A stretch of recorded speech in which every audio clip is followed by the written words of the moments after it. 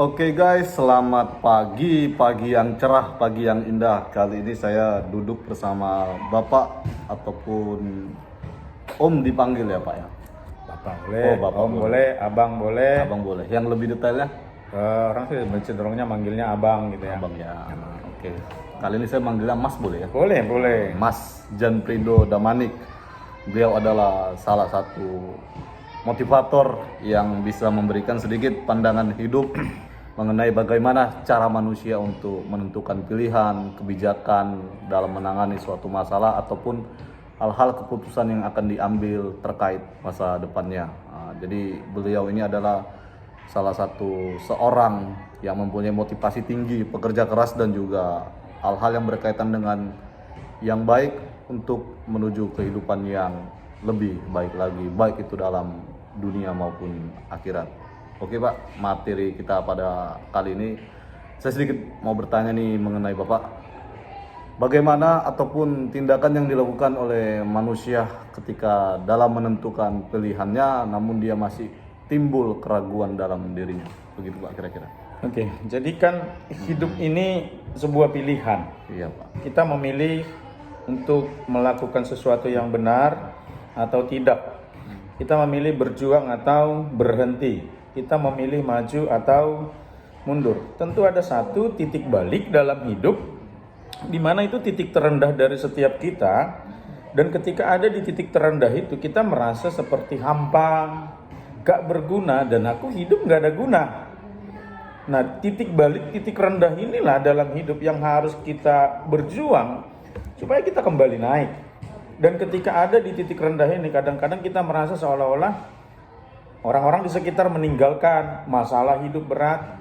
Bahkan satu titik kita kadang merasa Tuhan sepertinya nggak peduli denganku.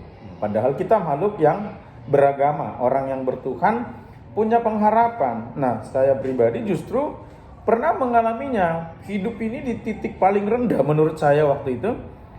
Orang-orang di sekitar, orang-orang yang kita anggap misalnya mendukung, menolong kita, orang-orang yang kita anggap punya kekuatan untuk membantu kita, orang-orang yang kita anggap ini adalah teman dekat menolong kita. Justru orang-orang seperti ini berada jauh dari kita. Lalu kemudian hidup yang kita rancang, harusnya A, tapi B, malah B ini menjadi tidak baik bagi kita. Belum sampai Z Pak ya? Belum sampai Z gitu ya.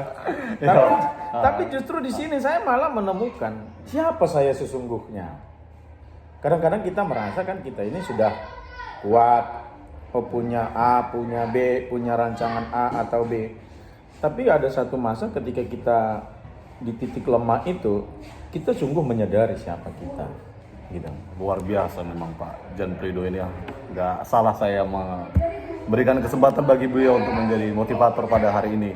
Jadi saya pernah dengar deh Pak suatu istilah ataupun kalimat yang dinyatakan oleh beberapa pihak mengenai bicara tentang manusia, memanusiakan manusia. Ya. Nah, maksudnya itu apa itu Pak? Padahal manusia itu adalah ciptaan Tuhan yang sempurna. Namun kenapa harus memanusiakan lagi? Berarti ada kejanggalan ataupun hal negatif yang ada dalam diri manusia yang dia bisa menimbulkan kerugian ataupun dampak buruk pada sekitarnya. Jadi saya pernah dengar juga ya, memanusiakan manusia. Nah, saya menarik kepada dua hal. Yang pertama ke diri saya sendiri. Nah, manusia itu kan makhluk ciptaan Tuhan yang punya harkat, martabat, dan derajat. Iya Pak, benar. Nah, secara pribadi, kalau saya menyadari saya adalah manusia dalam konteks ciptaan Tuhan, maka saya harus menghargai martabat derajat diri saya sendiri. Nah, yang kemudian saya harus mengerti ada Tuhan yang harus disembah dalam hidup dan yang harus dipuji dalam hidup, maka hidup kita ini harus menyatakan keagungan Tuhan. Itu hebat gitu ya. Lalu kemudian dalam hidup kita ke sesama. Nah, dalam konteks ini begini. Seringkali kita anggap kan begini. Orang ini kaum lemah atau marginal, sehingga kadang timbul di dalam diri kita ini, saya lebih hebat, saya lebih bisa. Kadang-kadang kita menganggap sepele dengan orang. Nah, dalam konteks memanusiakan manusia, saya berpikir begini. Justru apa yang kita lakukan bagi orang yang dianggap paling hina, tapi kita melakukan hal yang terbaik bagi dia demi mengangkat derajatnya. Perbuatan kita menyatakan cinta kasih terhadap sesama, tentu wujud sebagai beragam. beragama. Nah, itu menurut saya bagian dari kita memanusiakan orang sesungguhnya. Artinya begini, kita menganggap dia itu sebagai makhluk ciptaan Tuhan yang harus dijaga, dihormati dan dihargai, sama seperti kita. Gitu. Berarti termasuk kepada semua wanita juga nih Pak? Jelas dong. Jelas. Luar Jelas. biasa. Bahkan kepada orang yang menurut orang ini udah nggak pantas dihargai. Justru kita memberikan kesempatan bagi diri kita untuk menghargai orang yang demikian. Kadang-kala ada begini ya, orang itu merasa dirinya nggak berharga karena dia tidak menemukan keadaan yang nyaman bagi dia untuk dihargai. Nah, justru kita hadir di situ supaya dia tahu bahwa dia itu hidupnya berharga. Nah, kita hadir untuk yang begitu. Gitu.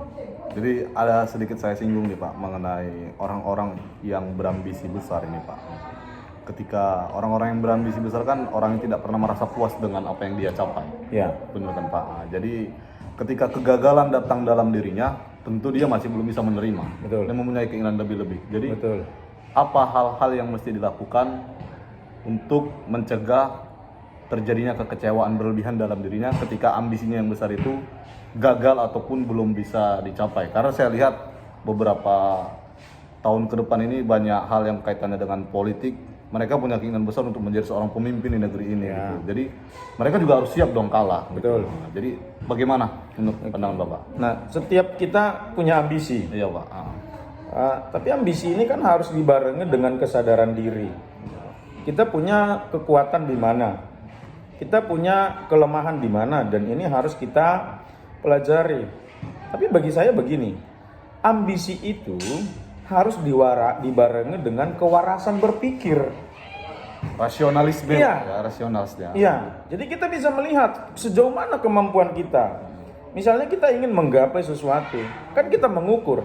Iya, Pak. Kita mampunya sampai berapa. Kalau misalnya dikasih grade gitu ya, 1 sampai 100.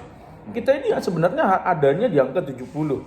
30 ini kan kita berjuang. Nah, waktu sebelum nyampe ke 30 untuk sampai 100 ini, nah ini kan kadang bisa jadi gagal. Benar Pak. Kalau capai 30-nya, 70 jadi 100 terpenuhi. Nah, kadang-kadang itu nggak terpenuhi. Nah, bagi saya begini. Setiap cita-cita keinginan hal yang akan kita capai. Yang pertama, ini saya demen kali nih, sebagai makhluk beragama. Kita punya Tuhan dong. Nah, sebagai makhluk beragama, saya merenungi gini, Tuhan, kalau aku sampai di sana, kira-kira aku ini bermanfaat nggak untuk orang banyak? Gitu ya. Kalaupun tidak, maksudnya tujuan itu tidak tercapai, tentu saya meyakini ada kehendak rencana Tuhan yang lain. Nah, supaya kegagalan ini tidak menjadi sumber kekecewaan bagi diri kita yang mengikat kita sampai kita misalnya tidak lagi mengenali siapa kita, siapa orang di sekitar kita, siapa Tuhan kita. Bagi saya begini, hidup yang paling mudah itu adalah bersyukur. Betul Pak ya. Dan itu berat. Gitu. Oke Pak, berarti dalam konteks ini mengenai orang-orang yang berambisi besar, boleh saja dia melakukan hal itu atas dasar manfaat dirinya ketika dia berhasil mencapai ambisinya untuk orang lain. Gitu, Pak. Ya. Tapi yang paling utama adalah kunci dari semua hidup adalah bersyukur Pak. Betul. Oke Pak, luar biasa. Mungkin itu aja lah Pak sedikit Ya. pertanyaan-pertanyaan ataupun motivasi yang Bapak berikan kepada kawan-kawan ataupun kepada para penonton ini, kiranya apa yang kita sampaikan dan kita diskusikan kali ini bermanfaat dan boleh nanti kedepannya ditunggu channel selanjutnya. Mantap. Bersama Bapak Jan Bredo. Oke. Oke. Terima kasih Pak. Selamat pagi. Pagi.